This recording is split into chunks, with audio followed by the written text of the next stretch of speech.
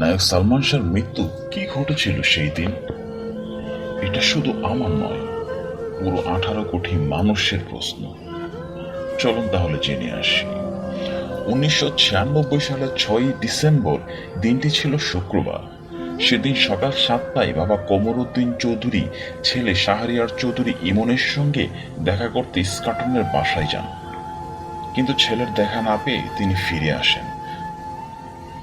এই শাহরিয়ার চৌধুরী ইমন ঢাকার তৎকালীন সিনেমা জগতের ভরপুত্র সুপারস্টার সালমান শাহ। সেদিনের ঘটনা বর্ণনা করতে গিয়ে সালমান শাহর মা নীলা চৌধুরী বলেন, বাসার নিচে দারোয়ান সালমান শাহর বাবাকে তার ছেলের বাসায় যেতে দিচ্ছিল না। নীলা চৌধুরীর বর্ণনা ছিল এরকম, স্যার এখন তো উপরে যেতে পারবেন না, কিছু প্রবলেম আছে। আগে ম্যাডামকে অর্থাৎ সালমান শাহের স্ত্রীকে জিজ্ঞেস করতে হবে। কথাগুলো বলছিলেন দারোয়ান। জোর করে উপরে গেলে কলিং বেল দেবার পর দরজা খোলেন সামিরা অর্থাৎ সালমান শাহের স্ত্রী।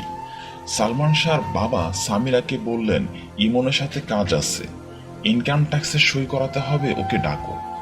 তখন সামিরা বলল, আব্বা ও তো ঘুমে। তখন উনি বললেন, ঠিক আছে, আমি বেডরুমে গিয়ে সই করিয়ে আনি। কিন্তু যেতে দেয় নাই। বেলা 11টার দিকে একটি ফোন আসে সালমান শাহর মা নীলা চৌধুরীর বাসায়। ওই টেলিফোনে বলা হলো সালমান শাহকে দেখতে হলে তখনই যেতে হবে। টেলিফোন পেয়ে নীলা চৌধুরী দ্রুত ছেলে সালমান শাহর বাসার দিকে রওনা হয়েছিলেন। তবে সালমানের ইস্কাটনের বাসায় গিয়ে ছেলে সালমান শাহকে বিছানার উপর দেখতে পান নীলা চৌধুরী। খাটের মধ্যে যেদিকে মাথা দেবার কথা সেদিকে পা, আর যেদিকে পা দেবার কথা সেদিকে মাথা। পাশে সামিরা অর্থাৎ সালমান শাহর স্ত্রী, এক আত্মীয়ের একটি পার্লার ছিল।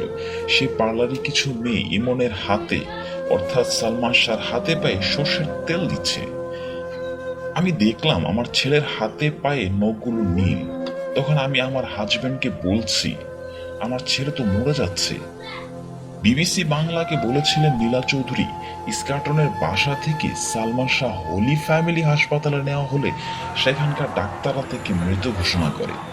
এরপর ঢাকা মেডিকেল কলেজ ও হাসপাতালে ময়নাতদন্ত শেষে বলা হয় সালমান শাহ আত্মহত্যা করেছেন।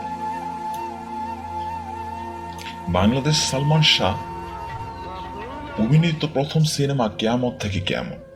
সিনেমার শেষ দৃশ্যের মতো তার জীবনের রত থেমে গিয়েছিল ওই ছবি করার ঠিক 4 বছর পর। এরপর তার পরিবারের পক্ষ থেকে দাবি করা হয় সালমান শাহকে হত্যা করা হয়েছে। নীলা চৌধুরীর অভিযোগ ছিল, তারা মামলা করতে গেলে পুলিশ সেটিকে অপমৃত্যুর মামলা হিসেবে নথিভুক্ত করে। পুলিশ বলেছিল, অপমৃত্যুর মামলা তদন্তের সময় যদি বেরিয়ে আসে যে এটি হত্যাকাণ্ড, তাহলে সেটি স্বয়ংক্রিয়ভাবে হত্যা মামলায় মোড় নেবে। বাংলাদেশের চলচ্চিত্র অন্যতম শ্রেষ্ঠ নায়কের এই আকস্মিক মৃত্যুতে পদস্থ হয়ে যায় পুরো দেশ।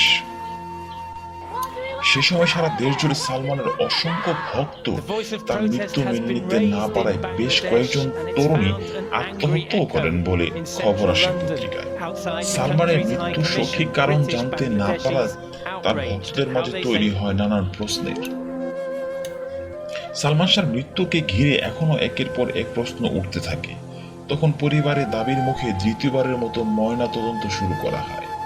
মৃত্যুর 8 দিন পরে সিলেটে উসমানী মেডিকেল কলেজ 3 সদস্য বিশিষ্ট মেডিকেল বোর্ড গঠন করা হয়। সে বোর্ডের প্রধান ছিলেন ডক্টর নার্গিস বাহার চৌধুরী।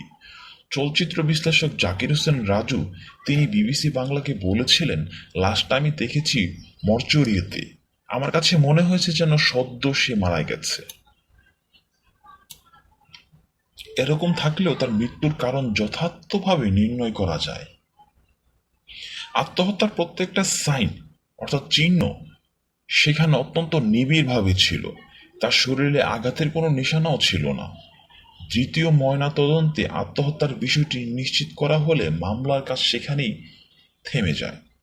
সালমান শাহর পারিবারিক বন্ধু চলচ্চিত্র পরিচালক শাহ আলম কিরণ বলেছিলেন, শেষের দিকে অনেক মানসিক চাপে ছিলেন সালমান শাহ। পরিবারের সদস্যদের সাথে সম্পর্কে টানাপোড়েন এবং প্রযোজকদের সাথে বোঝাপড়ার ঘাটতিও তৈরি হয়েছিল। সালমান শাহর মৃত্যুর পরে বাংলাদেশের চলচ্চিত্রে অভাবনীয় ক্ষতির মুখে পড়ে।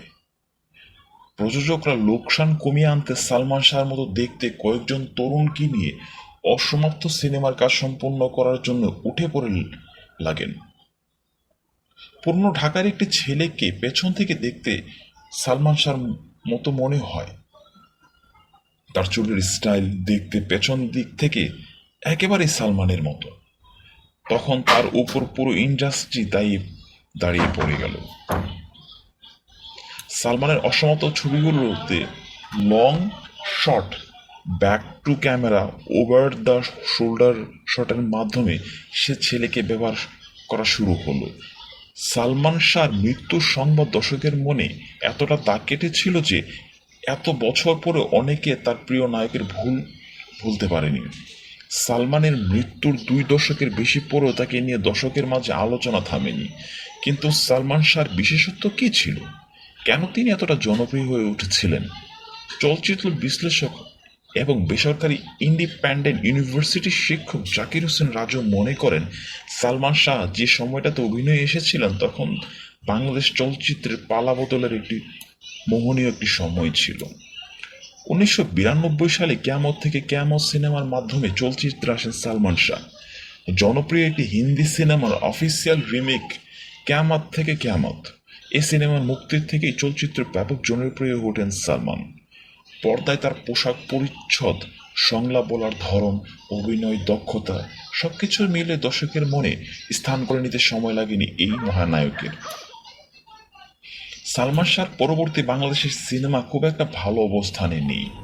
বাংলাদেশের সিনেমায় তিনি রোমান্টিক হিরো হিসেবে পরিচিতি পান। পরিচালক শাহ আলম কিরণ বলেন, ও যাই করত সেটাই ভালো লেগে যেত। অল্প সময়ের মধ্যে এ ছেলেটা চলচ্চিত্র মোদীদের মনে জায়গা করে নিয়েছে। মাত্র 4 বছরে 27টি সিনেমায় অভিনয় করে 1990 দশকে বাংলা চলচ্চিত্রে আলোড়ন তুলেছিলেন নায়ক সালমান শাহ। 27টি সিনেমার বেশিরভাগই ছিল আলোচিত এবং ব্যবসা সফল। চলচ্চিত্র বিশ্লেষক জাকির হোসেন রাজু বলেছিলেন, 1970 থেকে 80 দশকের নায়কদের পরে চলচ্চিত্রে সালমানের আবির্ভাব এক ধরনের তারুণ্যের উচ্ছ্বাস তৈরি হয়েছিল। নায়ক রাজরাজ্জাক, আলমগীর এবং ফারুকের পর সে সময় নতুন একদল তরুণ অভিনেতার আবির্ভাব হয়েছিল ঢাকা সিনেমার জগতে। 90 দশকের প্রথম দিকে বাংলাদেশের চলচ্চিত্রে যত নায়কের আবির্ভাব ঘটেছিল তাদের মধ্যে সালমান শাহ সবচেয়ে প্রমিজিং, প্রতিশ্রুতিশীল ছিলেন বলে উল্লেখ করেন জাকির হোসেন রাজু। তার বর্ণনায় সালমান শাহর অভিনয়ের মধ্যে দর্শক একটা ভিন্নতা খুঁজে পেয়েছিল। অনেকের আবার সালমান শাহর মধ্যে বলিউড নায়কদের ছায়া খুঁজে পেয়েছিলেন। যদিও আমরা জানি যে সালমান শাহর সাথে শাহরুখ খান এবং ভারতের সালমান খানের সাথে যথেষ্ট তার বন্ধুত্বপূর্ণ সম্পর্কও ছিল এবং সালমান খান এবং বাংলাদেশের সালমান শাহ একই ইউনিভার্সিটিতে তারা পড়াশোনাও করেছেন।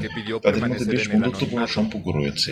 এমনকি জেনে অবাক হবেন, সালমান শাহকে সালমান খান একটি গাড়ি উপহার দিয়েছিল। সালমান শাহকে নিয়ে আলোচনা কখনোই থামেনি।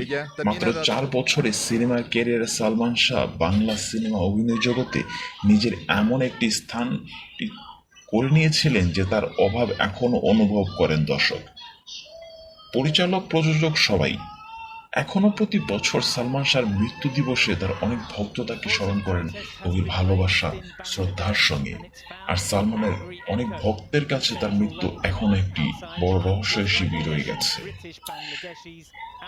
প্রতিটি 18 কোটি মানুষের ভক্তের মতো আমরাও চাই জানতে কি ঘটেছিল সেই দিন। প্রিয় দর্শক, আমাদের ভিডিওটি কেমন লাগলো অবশ্যই কমেন্ট করে জানাবেন। আগামীতে কি ভিডিও দেখতে চান, কি বিষয়ের উপর দেখতে চান অবশ্যই জানাবেন। এবং ভিডিওটি ভালো লাগলে সাবস্ক্রাইব করে পাশে থাকবেন এবং আপনার প্রিয়জনকে জানতে এই ভিডিওটি শেয়ার করুন। সে পর্যন্ত সবাই ভালো থাকুন। খোদা হাফেজ।